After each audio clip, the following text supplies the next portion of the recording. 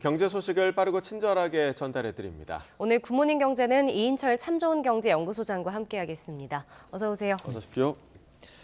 자, 최근 국제 유가가 또 오르면서 기름값이 다시 오르고 있습니다. 그런데 여기에다가 정부가 이 세수 확보 차원에서 유류세 인하 조치를 또 조정하는 방안을 계획하고 있죠. 그렇습니다. 네. 일주일 만에 휘발유 가격 리터당 30원 넘게 올랐거든요. 예. 서울 지역은 이미 1,700원을 돌파를 했습니다.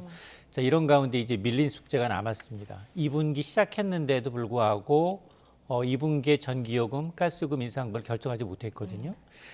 지금 현재 이 정부는 휘발유에 대해서는 25% 그리고 경유에 대해서는 37% 유류세 인하 조치를 시행 중에 있습니다. 근데 지금 추경호 경제부총리가 이제 G20 재무장관 회담차 워싱턴 DC를 방문했는데 기자회견을 했어요. 그 자리에서 유류세 인하 방안 이번 주 내로 결정하겠다는 겁니다. 예. 자, 그러면 가장 큰 관심사는 도대체 얼마나 더 올라갈까에 있거든요. 일단 지금 예상은 유류세 인하 폭을 좀 축소하면서 단계적으로 폐지하는 방안까지 검토를 하고 있습니다. 구체적으로 보면 지금 현재 휘발유 경우가 사실은 이 코로나 때문에 역전됐었거든요. 근데 지금 다시 원상복귀가 됐습니다. 예. 경유가 좀 내려왔어요.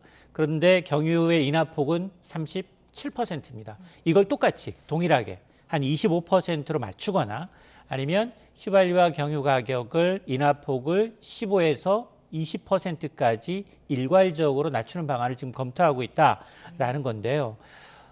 정부가 굉장히 미묘한 시점에 이렇게 유류세 인하폭을 낮추게 되면 당장 소비자들은 체감이 바로 오거든요. 예. 그럼에도 불구하고 지금 지난해 유류세 인하 조치로 이제 이 줄어든 세수가 무려 5조 5천억 원에 달합니다.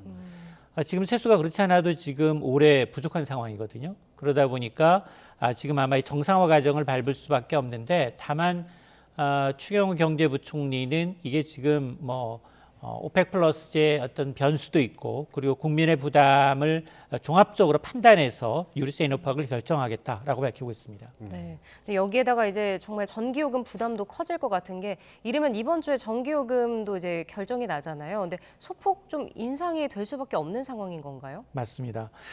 지금 추 부총리가 이제 계속해서 발표가 유보되고 있는 이제 전기요금과 관련해서도 당 정관 여러 가지 의견을 듣고 있고 그래서 최종적으로 이제 당에서 판단할 부분이지만 이번 주 중 이번 기 내 늦어도 이번 달 안에 전기요금 어떻게 할지 여부에 대해서 이제 발표를 해야 하는 상황이다라고 얘기하고 있는데요. 지금 지난해 한전의 적자가 32조 원 그리고 지금 올 1분기에만 6조 원의 추가 영업 손실이 예상이 되고 있고요. 가스공사 역시 올 한 차례 전기요금 동결하면서 지난해 말 이제 9조 원에 육박했던 미수금이 올해만 한 2조 정도 추가되고 있는 것으로 추정이 돼서 한전과 가스공사의 하루의 이자만 수십억 원씩 나가고 있습니다. 자, 이러다 보니까 지금 한전은 궁여지책으로 한전채를 발행하다 보니까 한전채 1분기 발행 물량이 8조 원을 넘어섰거든요. 네. 그러니까 단기 자금 조달 시장을 굉장히 좀 교란시키고 있어요. 한전채는 워낙에 탄탄한 데다가 트리플 A 등급의 한전채가 발행되니까 다른 기업들이 오히려 지금 좀 손해를 보고 있는 상황이어서 마냥 미룰 수도 없습니다. 그래서 이달 내로 인상을 발표한다 하더라도 그런데 이 역시 또 올해 초에 난방비 폭탄, 전기료 폭탄 이제 예고돼 있던 상황이었었거든요. 굉장히 불만이 많았었기 때문에 한 자릿수 소폭 인상에 그치지 않겠느냐라는 겁니다. 전기요금의 경우 1분기에만 13.1원, 역대 가장 큰 폭으로 인상이 됐기 때문에 아마 2분기에는 한 단계 인상 수순을 밟지 않겠느냐라는 관측인데 사실 전기료 인상은 조사모사예요. 이게 늦어지면 늦어질수록 2분기가 가장 적정은 맞거든요.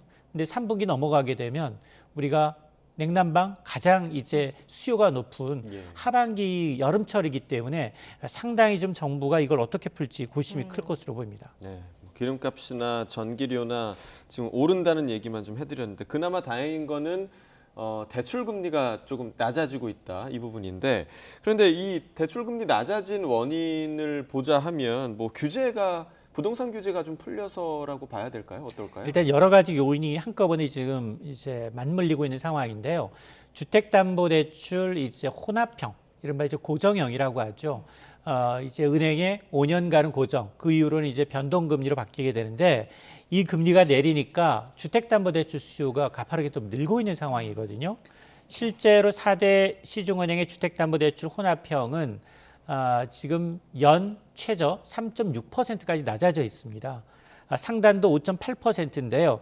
이게 특히 A은행의 주택담보대출 혼합형은 연 3.64%인데 이 수준만 놓고 보면 지난 2021년 9월 이후 1년 반 만에 가장 낮습니다. 그러니까 한국은행이 통화긴축 시작 시점과 거의 이제 비슷한 수준으로 금리가 되돌아갔다는 겁니다. 여기 이유는 일단 통화정책 긴축이 좀 종료되지 않겠느냐라는 기대감으로 해서 선반영하고 있어요. 채권금리가 내리고 있습니다. 실제로 고정형의 경우에는 은행채 5년물이 기준인데 은행채 5년물의 기준금리가 지금 한 달 새 0.7%포인트 넘게 낮아져서 연 3.8%까지 낮아져 있는 상황이고요. 또 하나가 지금 금융당국의 은행권의 돈전치 비난. 비난에 따라서 이제 은행들이 금리나 경쟁까지 벌이다 보니까 이제 이렇게 대출 금리가 낮아지고 있는데 반면에 대출 금리 낮으면 뭐 대출자들한테는 굉장히 희소식이지만 그러나 불안한 게 지금 이 수요가 또 늘고 있어요. 지난 2월에는 주택담보대출이 오히려 줄었거든요. 모처럼 줄었는데 3월 들어서는 주택담보대출 금리가 또 늘었습니다. 한 2조 3천억 원 늘었고 세부 내용에 들어가게 되면 전세대출은 오히려 줄었는데 일반 주택담보대출은 4조 6천억 원이나 한 달 만에 늘어서 과연 이 동전의 양면처럼 대출 금리가 내렸다는 것에 대해서 금리를 이제 낮추는 이자를 낮추는 효과도 있지만 새로운 수요를 또 견인하는 효과도 나타나고 있습니다. 네. 그리고 또 대출 금리가 낮아지면 뭐 한국은행의 기준금리 인상 효과가 좀 왜곡된다 이런 우려도 있더라고요. 이건 왜 그런 건가요? 이게 왜냐하면 정부와 금융당국이 이제 공공재를 강조하면서 이제 대출 금리 인하를 압박했거든요. 실제로 이제 이러다 보니까 뭐 한은의 통화 정책은 앞으로도 물가를 감안하게 되면 긴축 기조가 불가피하잖아요. 그럼에도 불구하고 이제 이러다 보니까 그 통화 정책 무역론까지 제기가 되고 있는 상황입니다. 이창용 총재가 아무리 이제 당분간 긴축 기조를 유지하겠다라고 강조하고 있지만 시장은 오히려 하락에 금리 인하에 지금 베팅을 하고 있는 상황이거든요. 이렇게 한은의 의도와는 달리 이제 금리가 역행하게 되면 한은이 물가 관리를 제대로 할 수가 없습니다. 자, 그러다 보니까 또 하나 변수가 부동산이에요. 앞서서 제가 이제 금리 인하는 동전 양면인데 그동안 부동산 과열을 막은 일동 공시는 정책이 아니라 금리였어요. 금리가 가파르게 오르면서 이제 시장이 꺾였거든요. 그런데 지금 대출 금리가 1년 반 전 수준으로 돌아갔어요. 3% 중반이긴 한데 물론 2%대 이제까지는 내려가지 않았지만 그러나 지금 금리 인하 시그널이 나타나게 되면 추가적으로 금리는 낮아질 수밖에 없거든요. 그러다 보니까 지금 뭐 정부조차도 소득 대비 부동산 시장 여전히 좀 비싸다라고 보고 있는 상황에서 오히려 이렇게 거품이 빠지기 전에 금리가 먼저 내리게 되면 또 하나 이제 2030 세대들의 경우는 좀 다급하거든요. 과거에 부동산이 정말 불처럼 올랐던 걸 경험했기 때문에 나만 또 소외되는 게 아니야. 이런 게 있어서 지금 최근 들어서 전국적으로 아파트 매수 비중을 보게 되면 2030 비중이 30%를 넘어섰고 서울의 경우는 34%까지 치솟았고 일부 자치구의 경우는 50%를 넘어섰기 때문에 상당히 좀 이것도 딜레마입니다. 예. 자, 마지막으로 이번 주 경제 일정, 주요 경제 일정도 좀 간단하게 짚어주시죠. 일단 물가가 이제 우리는 중요하고요. 이제 오는 20일 한국은행이 생산자 물가 지수를 발표하는데 생산자 물가 지수가 2달 연속 올랐어요. 다른 물가들이 다 내렸는데도 불구하고 생산 현지 물가가 올랐다라는 얘기.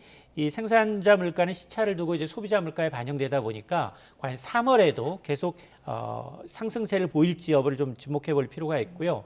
그리고 이번 주부터는 한국과 미국 본격적으로 이제 어닝 시즌이 시작이 됩니다. 1분기 어닝 시즌이 시작이 되는데 특히 미국의 경우에는 은행주들이에요. 지난주 미국의 은행주 JP 모건의 경우는 깜짝 실적이 내놨거든요. 이제 실리콘밸리 사태로 인해서 은행주들이 대형은행으로 쏠림 현상이 급격히 나타나고 있습니다. 그러니까 큰 은행들은 앉아서 웃고 있지만 이제 중소형 은행들은 굉장히 좀 흔들거리고 있는 상황이고요. 그래서 이번 주 골드만삭스, 모건스테인이, 뱅크 오브 아메리카 금융사들 실적 가장 먼저 발표하니까 변수가 될 것으로 보이고 또 하나의 지표는 주택시장이거든요. 미국도 금리가 올라가면서 기존 주택 판매, 신규 주택 착공 건수와 같은 주택시장에 어떤 영향을 줄지 여부가 변수고 또 하나는 연준 의원들이 이번 주에 뭐 대거로 연설을 앞두고 있습니다. 네. 지금 연준의 의사록에서는 하반기에 이제 약한 경기 침체가 나타날 수 있다라고 얘기했는데 그러나 지금 물가 상황을 보게 되면 긴축으로 가야 되거든요. 또 5월 역시 베이비 스텝 가능성이 압도적으로 유력한 상황에서 과연 연준 이사들이 계속해서 매파성 발언을 내놓을지 여부도 관전 포인트입니다. 네, 말씀해 주신 것처럼 특히나 연준 위원들 입에 주목되는 좀 한 주가 될 것 같습니다. 굿모닝 경제 이인철 소장과 이야기 나눠봤습니다. 고맙습니다. 고맙습니다.